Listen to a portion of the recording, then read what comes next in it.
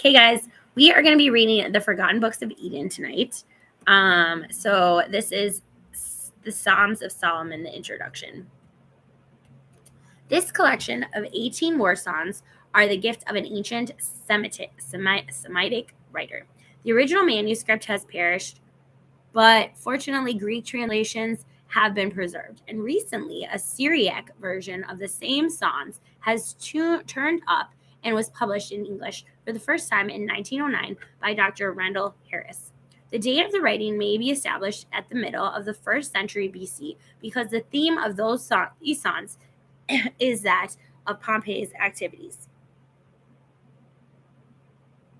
Because the theme of these songs is that of Pompey's actions in Palestine and his death in Egypt in 48 BC. These psalms had an important position and were widely circulated in the early church. They are frequently referred to in the various codexes and histories of the first few centuries of the Christian era. Later, they become lost through inexplicable reasons and have only been recovered from our use after the lapse of many centuries. Besides the literary value of the trumpet, like rhythm of these verses, we have here a chapter of stirring ancient history written by an eyewitness. Pompey comes out of the west. He uses battering rams on the fortifications. His soldiers defile the altar. He is slain Egypt after a fearful career. In the righteous of these psalms, we see the Pharisees. In the sinners, we see the Sadducees. It is an epic of a great people in the throes of a great crisis. Chapter 1.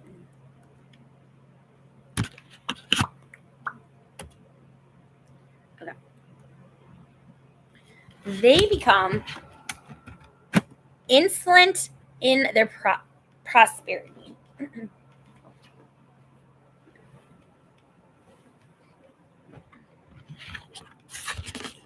I cried unto the Lord when I was in distress.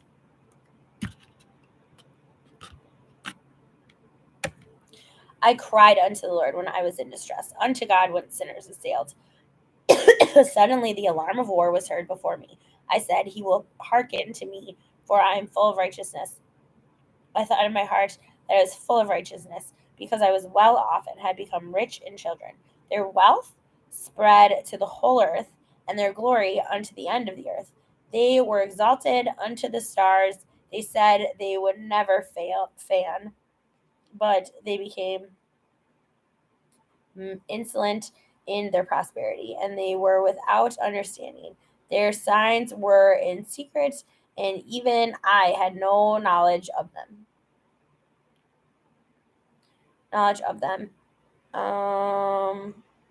Their transgressions went beyond those of the heathen. Before that, they utterly pollute the holy things. The holy things of the Lord.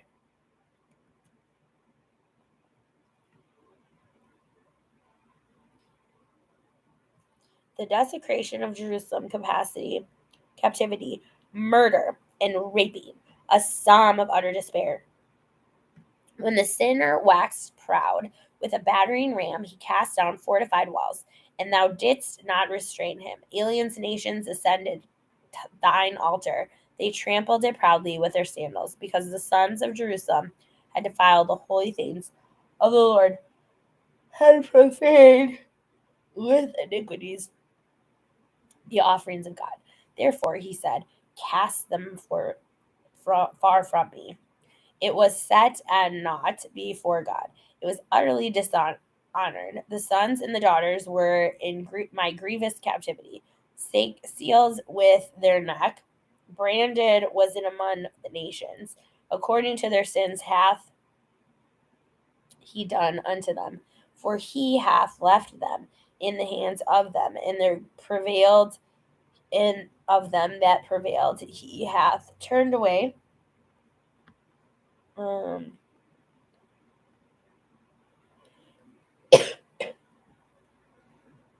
He hath turned away his face from pitying them, young and old, and their children together, for they had done evil, one and all, in not hearkening, and the heavens were angry, and the earth abhorred them. For no man upon it had done what they did, and the earth recognized all. Thy righteous judgments, O God, they set the sons of Jerusalem to be mocked at in return to the harlots and heaven. Everywhere fair entered in the full light of day. They made mock with their transgressors, as they themselves were wont to do it. In the full light of day, they revealed their iniquities, and the daughters of Jerusalem were defiled in accordance with thy judgment, because they had defiled themselves with unnatural intercourse. I am pained in my bowels in any inward parts of these things. And yes, I will justify thee, O God, in uprightness heart. What? Righteousness of heart.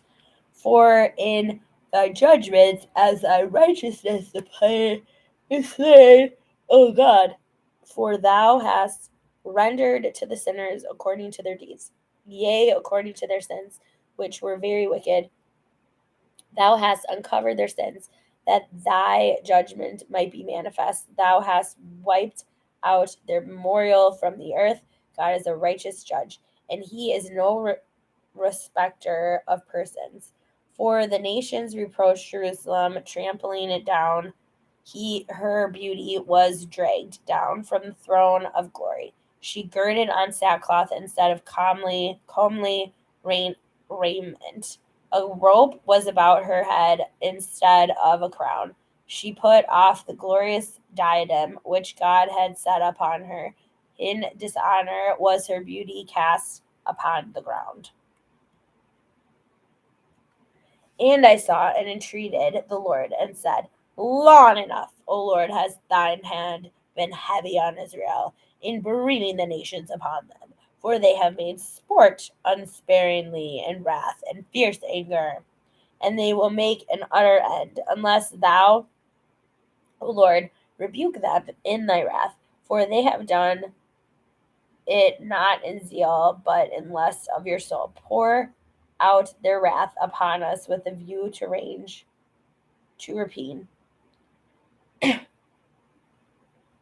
Delay not, O God, to recompense them on their heads, to turn the pride of the dragon into dishonor. And I had not long to wait before God showed me the insolent one. I guess I have the windows.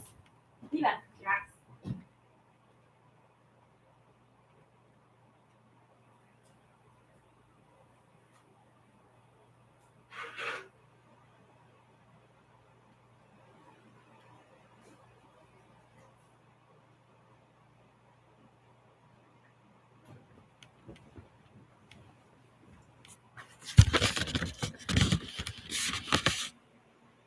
And I saw and entreated for they have done it's not in zeal, but in lust. Oh, I missed this part, I think. And I saw and entreated the Lord and said, long enough, O Lord, has thine hand been heavy on Israel? What? I read all this. I'm so confused. Where did I leave off? For they have made sport unsparingly in wrath and fierce anger, and they will make an utter end, unless thou, O Lord, rebuke them in thy wrath. For they have done it is not in zeal, but in lust of soul, pouring out their wrath upon us with a view of rapine. Delay not, O God, to recompensate them on their heads, to turn the pride of the dragon into dishonor. And I had not long to wait before God showed the insolent one.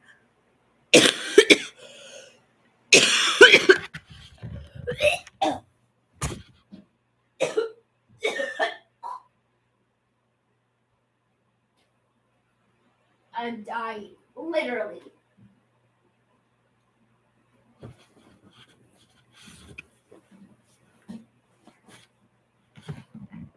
Okay, so if my pets are already in heaven, I can just donate that food today.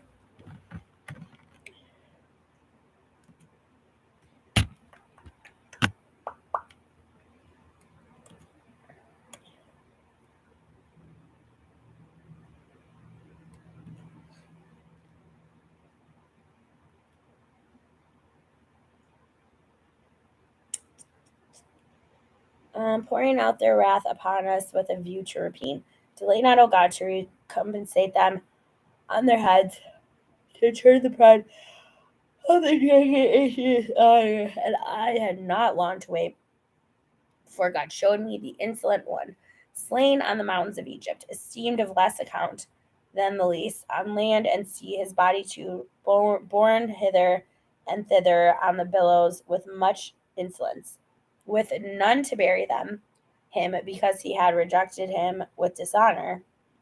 He reflected not that he was man, and reflected not on the latter end. He said, I will be Lord of land and sea. And he recognized not that it is God who is great, mighty in his great strength. He is king over the heavens, and judgeth kings and kingdoms. It is he who setteth me up in glory, and bringeth down the proud to eternal destruction in dishonor, because they knew him not. And now behold ye, princes of the earth, the judgment of the Lord, for great king and righteousness is he, judging all that is under heaven. Bless God, ye that fear the Lord with wisdom, for the mercy of the Lord will upon them that fear him in the judgment, so that he will distinguish between the righteous and the sin, and recompense the sinners for every according to their deeds, and have mercy on the righteous, delivering him from the affliction of the sinner, and recompensating the sinner for what he bath done to the righteous. For the Lord is good to them that call upon him in patience, doing according to his mercy to his pious ones, establishing them at all times before him in strength. Blessed be the Lord forever before his servants. Okay, guys. I'm probably gonna wrap it up just because my throat is killing me. I'm getting really tired. Okay, chapter 3 is really short. I'll read it. Okay, righteousness versus sin. Why sleepest thou, O my soul, and blessest not the Lord? Sing a new song unto God who is worthy to be praised. Sing and be wakeful against his awaking. For good is a psalm sung to God from a glad heart. The righteous remember the Lord at all times, with thanksgiving and declaration of the righteousness of the Lord's judgments. The righteous despiseth not the chastening of the Lord. His will is always before the Lord. The righteous stumbleth and holdeth the Lord righteous. He falleth and looketh out for what God will do to him. He seeketh out whence deliverance will come. The steadfastness of the righteousness is from God their deliverer. There lodgeth not in the house of the righteous sin upon sin. The righteous continually searcheth his house to remove utterly all iniquity done by him in error. He maketh atonement for sins of ignorance by fasting and afflicting his soul. And the Lord counteth guiltless every pious man in his house. The sinner stumbled and curseth his life. The day when he was begotten, and his mother's travail, he addeth sins to sins while he liveth. He falleth very grievous is he fall and riseth no more. The destruction of the sinner is forever, and he shall not be remembered when the righteous is visited. This is the portion of sinners forever. But they that fear the Lord shall rise to life eternal, as their life shall be in the light of the Lord, and shall come to an end no more. All right, guys, that's it for tonight. Later.